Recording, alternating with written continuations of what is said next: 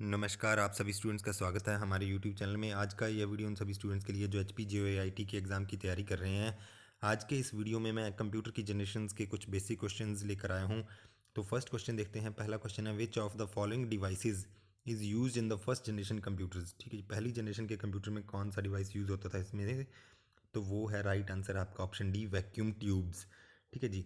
और जो integrated circuit है ये आपका थर्ड जनरेशन में यूज़ होता था। और माइक्रो प्रोसेसर जो स्पेसिफिक कैरेक्टरिस्टिक्स है ये फोर्थ जनरेशन के कंप्यूटर्स की है। माइक्रो प्रोसेसर और प्रोसेसर एक ही चीज़ है।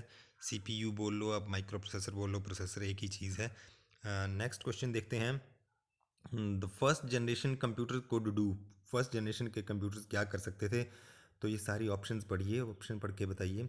तो इसमें जो राइट आंसर है वो है ऑप्शन सी आपका, बैच प्रोसेसिंग। नेक्स्ट क्वेश्चन है, computer computer built before first generation of computers वर। ठीक है जी, जो पहली जनरेशन से पहले के कंप्यूटर थे वो किस तरह के कंप्यूटर्स थे? ठीक है जी, मैकेनिकल थे, इलेक्ट्रोमैकेनिकल थे, इलेक्ट्रिकल थे, ऑल ऑफ दीज थे। तो इसमें जो राइट आंसर है, इमीडिएटली जो पूछा है, इमीडिएटली फर्स्ट जनरेशन के पहले वाले कंप्यूटर जो थे वो किस तरह के थे? वो इलेक्ट्रोमैकेनिकल थे। ठीक है जी, कुछ उसमें इलेक्ट्रिकल पार्ट थे, कुछ मैकेनिकल पार्ट थे। नेक्स्ट क्वेश्चन देखते हैं। ये भी इजी क्वेश्चन है। The first computer was programmed using. पहला कंप्यूटर को किस तरह से प्रोग्राम किया गया था? तो इसमें मशीन लैंग्वेज आएगा राइट आंसर। ठीक है जी, असेंबली लैंग्वेज जो होती है, मशीन लेवल लैंग्वेज जो कि आपकी डायरेक्ट 0 और 1 में है, बिट्स में, तो वो मशीन लैंग्वेज है। असेंबली लैंग्वेज जो है इससे एडवांस लेवल की है। और उससे असेंबली लैंग्वेज से ज़्यादा एडवांस जिसको जो आप समझ सकते हैं, जो कि आपका प्लेन टेक्स्ट की इंग्लिश की तरह ही वो कोडिंग होती है, तो वो आपका हाई लेवल लैंग्वेज कहा जाता है। तो सबसे नीचे जो मशीन के नज़दीक है वो मशीन लैंग्वेज है, उसके बाद आपका असेंबली लैंग्वेज है, उसके बाद सोर्स कोड आ जाता है। सोर्स कोड वही है जो हाई लेवल लैंग्वेज में जो आप कोड तैयार करते हैं। और जब आपके ट्रांसलेटर ट्रांसलेटर कौन कौन से हैं, जैसे आपका इंटरप्रेटर या कंपाइलर जो हैं वो आपके ट्रांसलेटर हैं, वो जब ट्रांसलेट कर देते हैं कोड को तो वो ऑब्जेक्ट कोड कहलाता है। ठीक है जी। ASCII कोड की क्या फुल फॉर्म है? जैसे कीबोर्ड पर आप कोई बटन प्रेस करते हैं तो उसका ASCII कोड है, ये भी आपको फुल फॉर्म पता होनी चाहिए, American standard code for information interchange. ठीक है जी, तो ये इस तरह की चीज़ें आपको पता होनी चाहिए। नेक्स्ट क्वेश्चन देखते हैं। नेक्स्ट क्वेश्चन है, who has made transistors. Transistors किसने बनाए थे? तो इसमें जो राइट ऑप्शन है वो है आपका ऑप्शन डी, जॉन बार्डीन। ठीक है जी। तो ट्रांजिस्टर्स जो हैं ये आपको पता होना चाहिए, सेकंड जनरेशन की स्पेसिफिक कैरेक्टरिस्टिक्स है ट्रांजिस्टर्स। ठीक है जी। फर्स्ट जनरेशन में वैक्यूम ट्यूब्स थी, उसके बाद जब ट्रांजिस्टर्स यूज़ होने लगे तो वो आपका सेकंड जनरेशन आ गया था। नेक्स्ट क्वेश्चन है, in second generation which type of memory use to store data. ठीक है जी, किस टाइप की मेमोरी डाटा स्टोर करने के लिए यूज़ की जाती थी सेकंड जनरेशन के कंप्यूटर्स में? ठीक है जी, तो यहाँ पर जो राइट आंसर है वो है आपका मैग्नेटिक कोर। ठीक है जी, मैग्नेटिक कोर ये आपका सेकंड जनरेशन के कंप्यूटर्स में यूज़ हो रही थी, ये आप याद रखिए। और इससे पहले के जो फर्स्ट जनरेशन के कंप्यूटर्स हैं वहाँ पर मैग्नेटिक ड्रम्स यूज़ होते थे। ठीक है जी, ड्रम्स की ऊपर जो लेयर थी वो मैग्नेटाइज होती थी। तो ये कहीं ना कहीं जो फर्स्ट जनरेशन के कंप्यूटर थे वो माना जाता है कि जो आपकी मैग्नेटिक डिस्क, हार्ड डिस्क जो आप यूज़ करते हैं अभी, लगभग उसी तरीके से ये काम करती थी फर्स्ट जनरेशन के कंप्यूटर में। लेकिन जो सेकंड जनरेशन के कंप्यूटर्स आपके आए उनमें मैग्नेटिक कोर था। जैसे आपका ट्रांसफार्मर जो छोटा सा होता है आप देखते हैं, उसके एक कोर के ऊपर आयरन के कोर के ऊपर वायरिंग की होती है। तो उसी आधार पर ये आपका मैग्नेटिक कोर ट्रांसफार्मर वाले प्रिंसिपल पर ही ये काम करता था। और पेपर टेप्स जो हैं, जैसे आपका पंच्ड कार्ड इस तरह से रहती थी। और मैग्नेटिक टेप्स तो आप सभी ने देखी होंगी। मैग्नेटिक टेप्स जो हैं टेप रिकॉर्डर वगैरह में जैसे यूज़ होती हैं। ठीक है जी, तो यहाँ पर आप याद रखिएगा, मैग्नेटिक कोर सेकंड जनरेशन के कंप्यूटर्स में आया और फर्स्ट जनरेशन के कंप्यूटर्स में मैग्नेटिक ड्रम्स यूज़ होते थे मेमोरी के लिए। नेक्स्ट क्वेश्चन देखते हैं। नेक्स्ट क्वेश्चन है आपका, silicon is a dash material. Silicon किस तरह का मटेरियल है? ठीक है जी, ये भी सिंपल क्वेश्चन है। सेमीकंडक्टर मटेरियल है, सिलिकॉन को यूज़ करते हैं, इसीलिए सिलिकॉन वैली जो है जहाँ पर कंप्यूटर्स का बहुत ज़्यादा काम होता है, जैसे इंडिया की सिलिकॉन वैली है आपकी बेंगलोर। ठीक है जी, इसी तरह से जो सिलिकॉन वैली ऑफ वर्ल्ड है वो USA में है। आप मुझे कमेंट बॉक्स में बताइए उसका क्या नाम है। ठीक है जी, अगर आपको पता है। इस तरह के क्वेश्चंस भी आपको पूछे जा सकते हैं। तो सिलिकॉन को कुछ इम्प्योरिटीज़ के साथ मिक्स किया जाता है, कुछ इम्प्योरिटीज़ डाली जाती हैं उसकी प्रॉपर्टीज़ चेंज करने के लिए, और फिर उसको यूज़ किया जाता है कंप्यूटर में, जैसे बोरॉन वगैरह इस तरह की इम्प्योरिटीज़ इसमें ऐड की जाती हैं। नेक्स्ट क्वेश्चन देखते हैं। ये क्वेश्चन आपको एच पी जे ओ ए के पिछले प्रीवियस ईयर्स में भी पूछा गया है, कई कई बार पूछा जाता है ये question. In which generation did multi programming start? Multi programming किस जनरेशन के कंप्यूटर्स में स्टार्ट हुई थी? तो इसमें राइट ऑप्शन है आपका ऑप्शन सी, थर्ड जनरेशन। ठीक है जी। नेक्स्ट हम क्वेश्चन देखते हैं। The world first micro processor was introduced in? पहला माइक्रो प्रोसेसर दुनिया का कब इंट्रोड्यूस किया गया था? माइक्रो प्रोसेसर आपको बता दिया मैंने किस जनरेशन से संबंधित है, ये भी आप याद रखिएगा, फोर्थ जनरेशन के, जहाँ पर आपके पीसी वगैरह आ जाते हैं, पीसी लैपटॉप, और माइक्रो प्रोसेसर की वजह से इनको माइक्रो कंप्यूटर भी कहा जाता है। ठीक है जी। आपसे ये भी क्वेश्चन पूछा जाता है कि माइक्रो कंप्यूटर कौन से हैं, तो आपके पीसी लैपटॉप इस तरह के जो भी डिवाइसेस हैं ये आपके माइक्रो कंप्यूटर्स हैं। तो फर्स्ट जो आपका माइक्रो प्रोसेसर इंट्रोड्यूस किया गया था 1971 में, तो ये आप याद रखिए, ईयर 1971 में फर्स्ट माइक्रो प्रोसेसर जो है वो इंट्रोड्यूस किया था, इंटेल ने बनाया था। 4004 फर्स्ट माइक्रो प्रोसेसर था, ये भी पूछ लिया जाता है।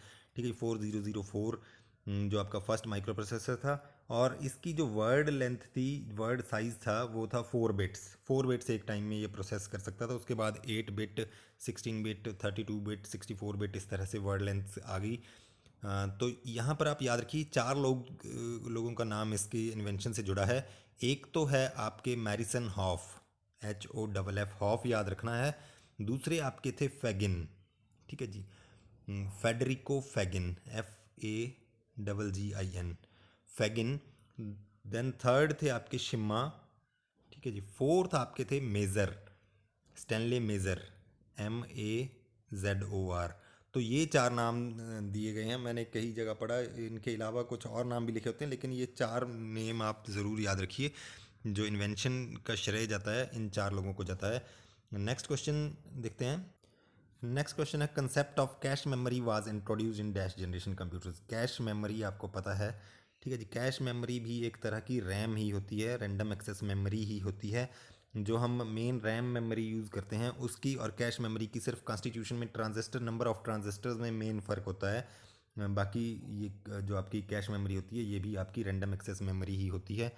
तो ये किस जनरेशन के कंप्यूटर्स में इसका कंसेप्ट शुरू हुआ था, आपको ये बताना है। इसमें जो राइट आंसर है वो है थर्ड जनरेशन के कंप्यूटर्स। हालांकि जो रैम का कंसेप्ट आपका मैग्नेटिक कोर मेमोरी जो थी आपकी सेकंड जनरेशन के कंप्यूटर्स में, जो मैग्नेटिक कोर मेमोरी थी वो कहीं ना कहीं रैम का कंसेप्ट वहाँ से कंसीव हो चुका था। लेकिन यहाँ पर आप आंसर याद रखिए कि थर्ड जनरेशन के जो कंप्यूटर्स हैं वो जो है माना जाता है कि कैश मेमोरी वहाँ से यूज़ हुई थी। नेक्स्ट क्वेश्चन है, Fortran is used in which sector? Fortran जो है फार्मूला ट्रांसलेशन, ठीक है, IBM ने जो है ये लैंग्वेज शुरू की थी, किस जनरेशन में आई थी ये आप मुझे कमेंट बॉक्स में बताइए। तो ये किस पर्पस के लिए यूज़ होती है? ठीक है, साइंटिफिक एंड इंजीनियरिंग पर्पसेस के लिए ये यूज़ होती थी। ऑप्शन ए इसमें राइट आंसर है। नेक्स्ट क्वेश्चन देखते हैं। नेक्स्ट क्वेश्चन है, large scale integration of chips was introduced in dash generation of computers? ठीक है जी। लार्ज स्केल इंटीग्रेशन मतलब कि एक ही चिप के ऊपर बहुत सारी चीज़ें जो लगाई जाने लगी, इंटीग्रेशन होने लगी, ट्रांजिस्टर बहुत सारे एक ही चिप के ऊपर लगने लगे। तो ये large scale, very large scale, ultra large scale integration इस तरह से बोला जाता है। तो किस जनरेशन के कंप्यूटर्स में ये शुरू हो गया था लार्ज स्केल? तो ये आपका है फोर्थ जनरेशन के कंप्यूटर्स में। ठीक है जी। तो फोर्थ जनरेशन के कंप्यूटर्स में ही पहले आपका शुरुआत में लार्ज स्केल इंटीग्रेशन था, फिर उसके बाद VLSI, very large scale integration होने लगी, जो एंड वाले अभी वाले कंप्यूटर्स हैं। तो जो अभी हम वर्तमान में यूज़ करते हैं कंप्यूटर, वो सारे फोर्थ जनरेशन के कंप्यूटर्स ही हैं, उनमें VLSI, very large scale integration है। ठीक है, तो ये आप यहाँ पर याद रखिएगा। नेक्स्ट क्वेश्चन देखते हैं। नेक्स्ट क्वेश्चन है, in which generation floppy disk was introduce? Floppy disk किस जनरेशन के कंप्यूटर्स में इंट्रोड्यूस हुई? इसमें जो राइट आंसर है वो है आपका फोर्थ जनरेशन। ठीक है जी। ये अभी फ्लॉपी डिस्क जो है यूज़ नहीं होती है, लेकिन ये फोर्थ जनरेशन के कंप्यूटर्स में ही इस्तेमाल होने लगी। फ्लॉपी डिस्क भी आपकी क्या है, मैग्नेटिक मेमोरी ही है। ठीक है जी। जिस तरीके से आपका हार्ड डिस्क काम करती है, लगभग उसी तरीके से आपकी फ्लॉपी डिस्क काम करती थी। नेक्स्ट क्वेश्चन देखते हैं। नेक्स्ट क्वेश्चन है, the main characteristic of fourth generation was? ठीक है, फोर्थ जनरेशन के कंप्यूटर की मेन कैरेक्टरिस्टिक क्या है ये आपने देख लिया अभी, वेरी लार्ज स्केल इंटीग्रेशन जो है। नेक्स्ट क्वेश्चन है विच generation of computer is still under development. ठीक है, जो अभी भी बन रहे हैं, डेवलप हो रहे हैं, कुछ चीज़ें हालांकि डेवलप हो चुकी हैं इस जनरेशन की। इजी क्वेश्चन है, फिफ्थ जनरेशन। ठीक है, फिफ्थ जनरेशन के कंप्यूटर्स जो कि आर्टिफिशियल इंटेलिजेंस के माने जाते हैं। नेक्स्ट क्वेश्चन देखते हैं। नेक्स्ट क्वेश्चन है fifth generation computers will use. Fifth generation के कंप्यूटर में क्या यूज़ होगा या क्या यूज़ हो रहा है। तो ये देखिए अल्ट्रा लार्ज स्केल इंटीग्रेशन जो है यहाँ पर राइट आंसर है इसका, अल्ट्रा लार्ज स्केल इंटीग्रेशन। ठीक है जी, अल्ट्रा लार्ज स्केल इंटीग्रेशन जो है यहाँ पर यूज़ होती है। तो ये थोड़ा सा याद रखिएगा, VLSI ULSI। ठीक है जी, VLSI जो है वो फोर्थ जनरेशन के कंप्यूटर्स में, ULSI फिफ्थ जनरेशन के कंप्यूटर्स में यूज़ होती है। नेक्स्ट क्वेश्चन देखते हैं। नेक्स्ट क्वेश्चन है आपका expert system is the characteristic of. ये क्वेश्चन भी आपसे पूछा गया है जेओए के एग्ज़ाम में, अभी भी पूछा जा सकता है। तो एक्सपर्ट सिस्टम आप याद रखिए कि फिफ्थ जनरेशन इसमें आंसर रहेगा, ई ऑप्शन आपका सही है। नेक्स्ट क्वेश्चन देखते हैं।